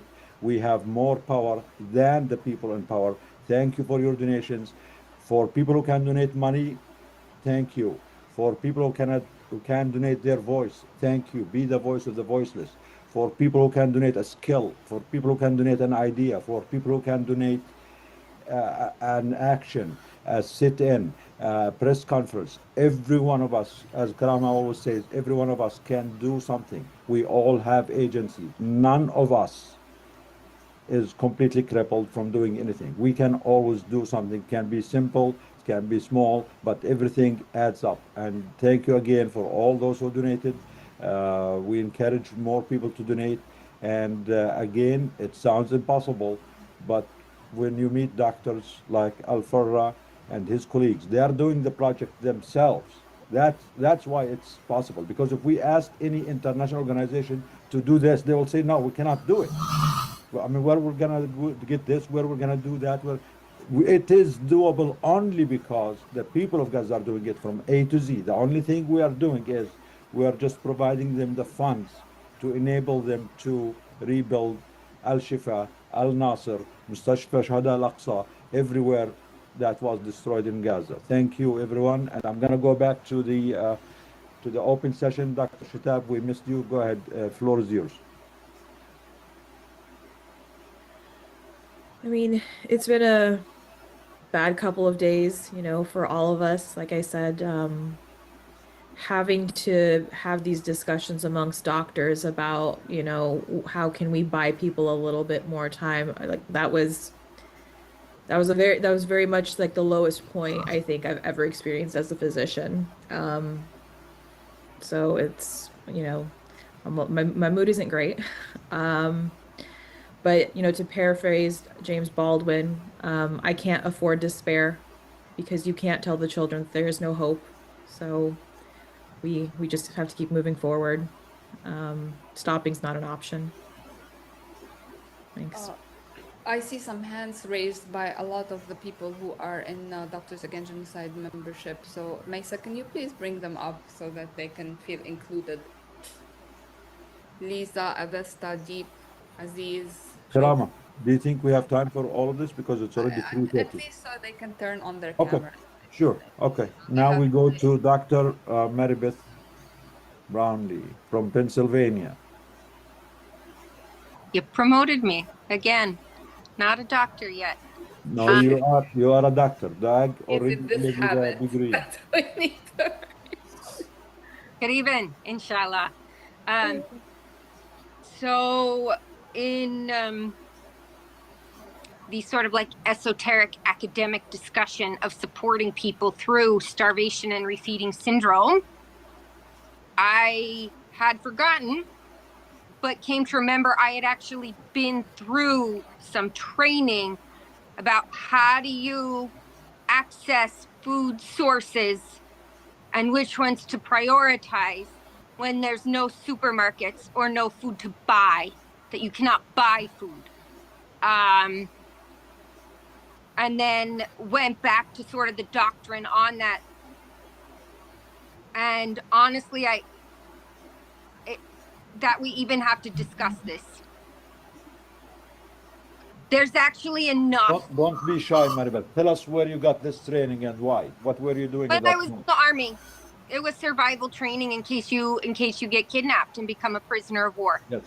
And how do you evade and survive until you can get somewhere? That's a conflict of worlds right there.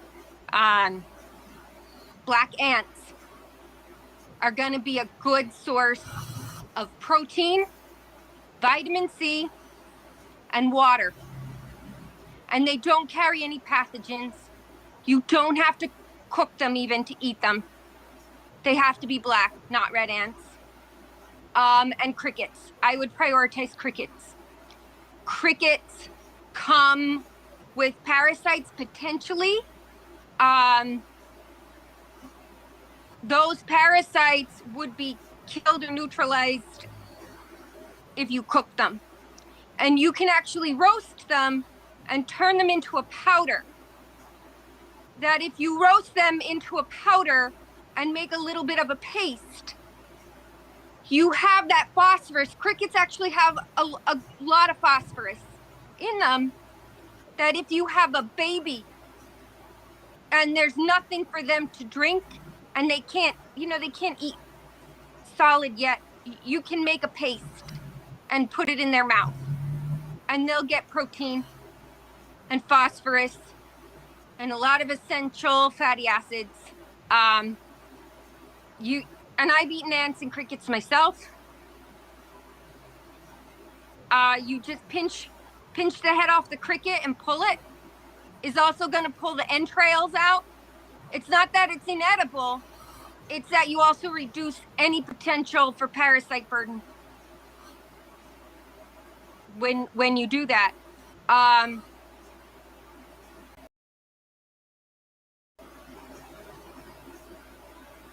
know there's rules for foraging. As soon as they realize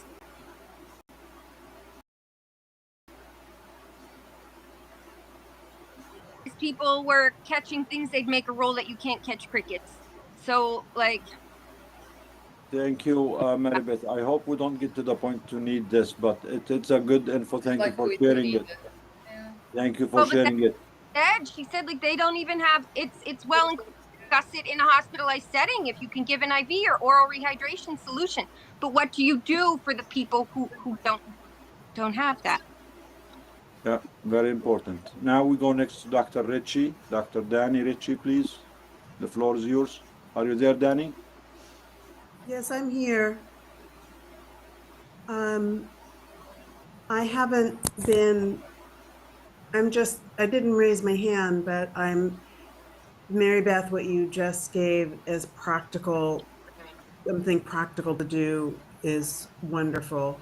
I'm also, I'm in terms of coordinating to do actions, I'm stuck on that, but I thank you, Karma, for suggesting that we don't have to do it tomorrow. I think I want us to have those pages, those suggestions, even the call to action in our WhatsApp as soon as possible. So we have the link so we can start printing those up and sending it out to people so that we can organize. I am just hearing us talk about the saying, I would like to see that again in terms of Gaza is starving because the country is committing genocide. That's not exactly how it was phrased, but it is so frustrating to think that we created these international organizations to stop this kind of genocide, to stop genocide ever happening, and how ineffectual they are. because we have the United States and Israel just dictating what they want to do. And so I know that all of us are feeling the frustration of that. How to call the international community to account. There was the talk about the group that met, the 20 countries that met. I understand that there were 12 that committed. Knowing more about that, how they can help to activate more, again, to put the pressure on other countries. What were the list of the countries? We need to have information about that.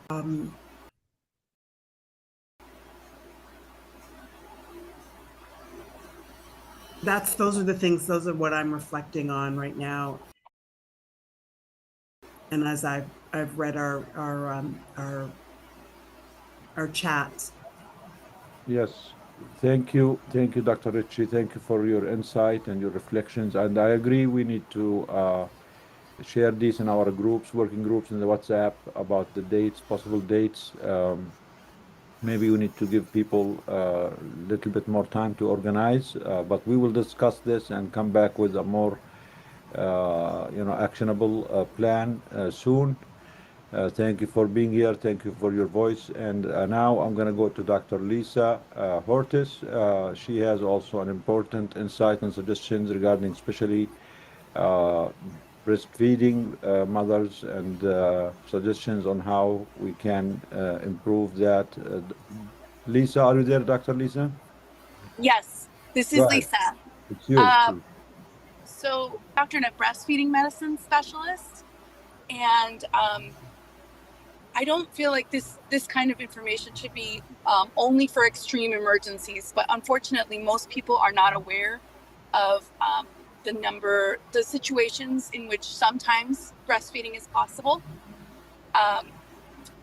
So I wanted to share a little bit about breastfeeding in emergencies. I'll share maybe another time with having a little more time, but I just wanted to let people know that in an emergency situation, if you have an infant, especially an infant up until 6 months of age, every possible effort should be made to support a mother to breastfeed that baby, or to find another lactating person or a person who could start lactating to feed that infant. So I'm directing this not at the women of Gaza, who are already making enormous sacrifices in their malnourished state, and not even to my healthcare worker colleagues in Gaza, who I think are also well aware of supporting breastfeeding to a great extent, but more for those healthcare workers those of us who are in touch with people in Gaza, and sometimes finding us in a situation of advising somebody. So breastfeeding can be restarted if it has stopped. Children, so not only infants, but young children can be breastfed. So even older infants that may have stopped, may have already weaned, and even some young children can be breastfed. If a mother is separated from her infant and has any kind of source of nutrition, she can continue to express milk, and she could feed it to another child to maintain her milk supply for when she is reunited with an infant. So I just wanted to make sure that people were aware of these possibilities. The main piece of information that can save lives is that even if a mother is not producing enough milk at one moment, it is possible to increase milk supply milk production in some situations by just bringing baby to breast over and over again. I'll share some specific pieces of information that can help people out with all of this. On the other side of this, just thinking about myself as a physician in the United States, in the movement here, I just wanted to say that I really believe it's a massive moral, professional, international failure that we are now in a position of thinking of every possible piece of advice to stave off mass starvation. That malnourished women, we're asking malnourished women to sacrifice further their nutrition status to see if they can save more lives. And then, like very concretely, I think we can add social media for those of us who cannot.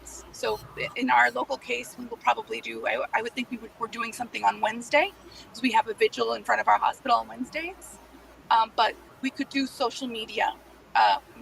Those of us who can do a video just basically giving basic information or sharing some Doctors Against Genocide resources to add to the press conferences that happen on Monday. And I just want to encourage us. So it's very easy to be discouraged when we're witnessing such extreme violations of human rights as mass starvation or famine situation that is totally preventable and totally being enforced. But I am so grateful to DAG for having us focus on our agency. That we have to do something. We have to keep looking for things that we can do, ways to elevate our voices and those of our colleagues in Gaza. Thank you, Dr. Hortis. Thank you for your voice. And if anyone needs more advice, more suggestion about especially breastfeeding, please reach out to us or to Dr. Lisa. She can share her email in the comments. Now we're almost 4 hours into our webinar. We still want everyone to hear from more people. If anyone on the stage wants to speak, please raise your hand, but please make it brief because we don't have too much time. I see only one hand now is for Mr. Muqdad Al-Rawi. If anyone else wants to speak, please raise your hand and please make it short, less than 2 minutes, because we're already way behind on time. Muqdad, are you there? Muqdad Al-Rawi, you have your hands up? Okay. He might not be there. Anyone else? We have Aziz Rahman. Are you there? Assalamu alaikum. Can you hear me? Yes, we hear you, Aziz. Thank you for joining us. Go ahead. Yeah, thank you for setting up this webinar. I'll keep it short. Alhamdulillah, I was given the opportunity to go to Gaza 3 weeks ago, and I met Dr. Al-Farah. And I met Dr. Al-Farah there. Dr. Farah are buddies now? Yes, alhamdulillah. Okay, So, but you stole the light. Every week we have someone steal the light from all of us. Alhamdulillah, it was such a blessing. Now, Dr. Rahman. How are you, my friend? Alhamdulillah, so happy to see you and hear your voice and see the pictures of your home. Made me so sad. So Jazakallah khair for sharing that. Just a pleasure to have met you. You know, the taste of chocolate is still in my mouth. Dr. Nidal, Dr. Aziz gave us a valuable gift for our colleague in my office. He gave for us as a gift some chocolate which is valuable with something inside it, and all of our colleagues were happy that they taste the chocolate, and they didn't taste it since nearly 2 years ago. Thank you, my friend. We will remember that for life, inshallah. Thank you. Truly, that's the least. I mean, it's embarrassing that that's something that we can, find joy in, because that just shows the situation. But out of respect to everyone, I'll keep it very short. I think we're failing to realize the situation there, how catastrophic it is. It's not getting worse on a linear basis, but rather on an exponential basis, on a week-to-week basis. And also, all these academic conversations we're having are very helpful. But I think the problem in Gaza is also the lack of communication. We're not going to be able to speak to the breastfeeding mom in the tent who's not going to have access to medical care. She's not going to walk 3 kilometers on her own with her 15-year-old who's probably going to the aid sites to get food, So the communication to all the Gazans is a whole different issue. And I truly think has to be a systemic policy change, and it really has to be dramatic. I mean, I'm wondering how we as U.S. physicians can do anything. I'm an interventional radiologist in Milwaukee. I'm wondering, like, and it has to be urgent. I mean, can we set something up for next weekend where it's essentially a land flotilla to DC, where every physician in America who has the weekend off, drive to DC, we meet up in our white coats. Hopefully we can get 1,000, 2,000, whether it be at the UN, just to get the media out there, show there's 1,000 doctors in the white coat and we have like a little speech there or something. I don't really know. I'm just trying to think outside the box because it really has to be something dramatic. We are physicians. Can we use our, appearance at least to document that something needs to change absolutely urgently? And this is, it has to be a policy change. I think someone said it best that at the end of the day, Trump has to make the decision, and how are we going to even get his ear? And I just wanted to reflect on the one thing that I heard in this webinar. I forget exactly who said it, that it's a blessing to be having infertility in Gaza. Like that's something that I don't think anyone in the world has ever said on a societal level, and I completely understand why it was said. But I think we almost need to have like media journalists on these meetings to like document these so that they can write these up, that this was said about society in Gaza. That's all. Thank you. Yes, thank you, Dr. Rahman. Believe it or not, November 15, 2023, our first call to action from Doctors Against Genocide was a white coat march to DC. November 15, 2023. And we've been trying since then to get enough doctors to come with us. The first march was just me, Dr. Karama, Dr. Adla. Only 4 or 5 doctors from the whole United States showed up. Thankfully, the numbers have been getting better. We're having maybe 50, 70, sometimes 100 doctors. But this call, as you said, things are getting worse exponentially. And we need to try it again, revisit it again. I think we are going to discuss this in our groups and maybe come up with a call to action for all doctors, all healthcare workers from all over the United States have one day off. And I know that we can all afford a one day off to go to DC, in front of the White House, in front of the Department of State, or anywhere that makes a difference to pressure our leaders, especially the president, to do something. And it does always have a special value when it comes from doctors, from nurses, from healthcare workers. So thank you for the suggestion. Thank you for reminding us. Again, the fact that did not work before does not mean we do not need to try it again. And the situation is getting worse, which means we need to escalate and think outside the box and find, never leave a stone without turning it over and see if we can come up with something. So thank you for your sacrifice for going to Gaza. We appreciate you. We appreciate you being here. We appreciate your heart. And we appreciate that you represent the minority of doctors, healthcare workers here in the West who live up to their oath to save lives, not just to use their oath and their mission just to make money. Because unfortunately, our community, as all other communities, all our Christians, are failing their oath. They are failing why they went to school to save lives. So thank you, Dr. Rahman. Go ahead, Karam.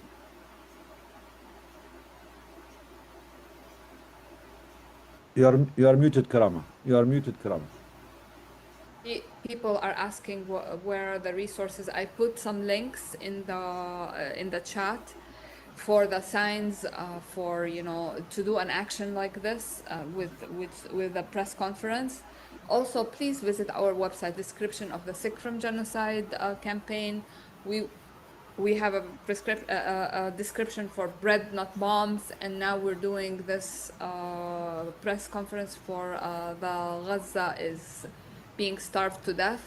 So there is a lot of resources if you want inspiration for something to do in front of your hospital or in front of your supermarket or in front of your neighborhood park.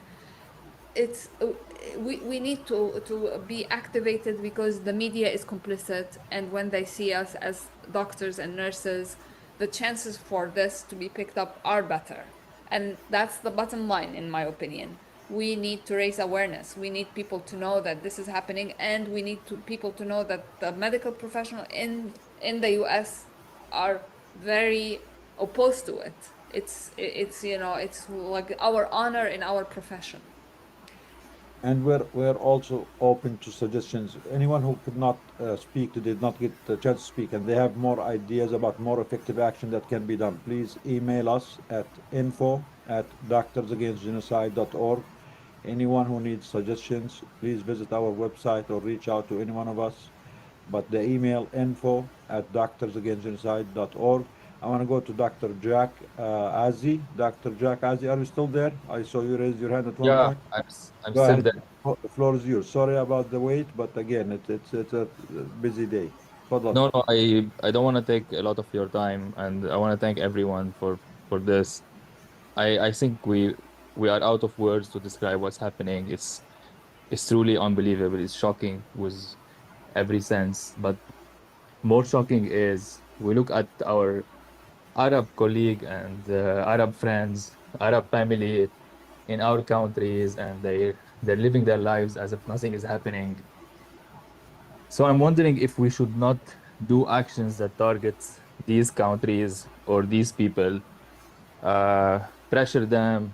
Uh, I mean I don't know. I don't have any solutions. I don't have any ideas, any concrete ideas. But I feel like it's so demoralizing to see all the countries around Gaza like living their best life with absolutely zero thinking, zero actions, zero mobilization. Um, I'm also thinking about the situation in Syria and how Israel is now is like putting community against each other, how they're using like religion to for people to fight each other. And I'm wondering, do we have like do we have access to religious people who can remind people of what's happening in Gaza? I mean, I'm really puzzled. I'm also I'm so shocked because in Beirut in 2005 or 2006, um, I remember when someone made burn a Quran or made a joke. People protested in the street and they burned embassy. And now I don't know how many mosques the IDF has destroyed. I don't know how many imam they killed. I don't know. And you see complete silence, and not only complete silence, but you see the Israeli entity is using religion to its side. It's pet. It's prepping community, religious community against each other in Lebanon, in Syria now. There's this big. We're seeing it in front of us. They're prepping both sides against each other to control and take more land. So I'm wondering if we have any action towards our community to push them more. Man, that's all I have to say. Please join us here in our chat, our groups. Let's keep talking about it, brainstorming ideas. But we wanna also share for everyone who saw Dr. Ahmed House before the earlier picture. This is how Dr. Ahmed Al Farra House looks now, completely destroyed. All the trees are gone. We want to use this opportunity today to promise Dr. Ahmed and promise the people of Gaza that we will not give up on them, and that we are gonna rebuild every house, every hospital, every building, every life in Gaza, despite all those who are profiting and complicit in the genocide. Dr. Ahmed, you got our promise for you, for your colleagues, for everyone in Gaza, that inshallah we are gonna rebuild everything. Anyone My else my wants to share? my Tfadal, friend, my friend, we will share and we will put hand with each other, and inshallah we will make our community in our land in Palestine, in Diafa, in Khalil, in Nablus. This is our country, and we will not lose it, inshallah Rabbil Alameen. We will regain it again and again, because this is Palestine. Since old centuries, it's Palestine. Nothing is Israel. They have to come back to Poland. They have to come back to France. They have to come back to the community. This is our land, and we will not lose it, inshallah. Thank you. Yes, we will not give up. We will not rest until Palestine is free from the river to the sea, until every house is rebuilt, until every tree is replanted, until the indigenous people of the land get their full liberation and they become the sole decider of what needs to be done in this land. Not the occupation, not the genocidal project, not the West. The Palestinian people are the only people in the world who have the only right and the only decision-making capacity to what needs to be done in Palestine. Not the Zionist entity, not Israel, not the United Nations, not America. It's Dr. Ahmed, it's me, it's Karama, it's every Palestinian, whether they are living there or they are in diaspora. This is our land, and we are the sole owners of this land, and only us will decide what needs to be done and what justice looks like. And again, we don't hate people. We are not for killing people. We did not invade anyone. We did not steal the land of anyone. We were just sitting there in our homes, in our yards, in our groves, in our orchards, our olive orchards in Jaffa, where Dr. Ahmed came from, and they invaded us. The West invaded us, and we want our land back, comes hell or high water. And no one will tell us what the future should look like or what decisions should be made for the future. We own it and we make the decision, and everyone else should comply. Thank you, Dr. Ahmad. Anyone else needs to speak, please? I think it's already 4 o'clock. Anyone else, if you have 1 minute? Karama, I'm sorry, I know you're sick, you're tired, but thank you. I think we're all done for today. Thank you, everyone, for joining us, and we will continue brainstorming. Thank you, Dr. Ahmad, for showing up, for making us feel stronger every time you show up here. Thank Your you, my brother. steadfastness, your resilience, your integrity, you and your colleagues is something that is inspiring to all of us, to the medical community all over the world. You are the true heroes of the medical community. You are the one who are sacrificing everything and not giving up on their patients, on their people. Thank you, thank you, thank you. Free, free Palestine from the river to the sea, and we'll see you, inshallah, next Sunday. And in the Allah meantime, we need a week of action coming up. Please, everyone come up with action. You can do it on your own. You can coordinate with us, but we need to do something. Thank you. Thank you, my friend. All right. Thank you, نستودعكم Dr. الله Ahmed. الذي Allah لا تضيع yahmeek. ودائعه. Allah yahmeek. Thank you السلام for Jazakallah our عليكم. speakers, الله and thank you for Iman, who was amazing today. Thank you so much.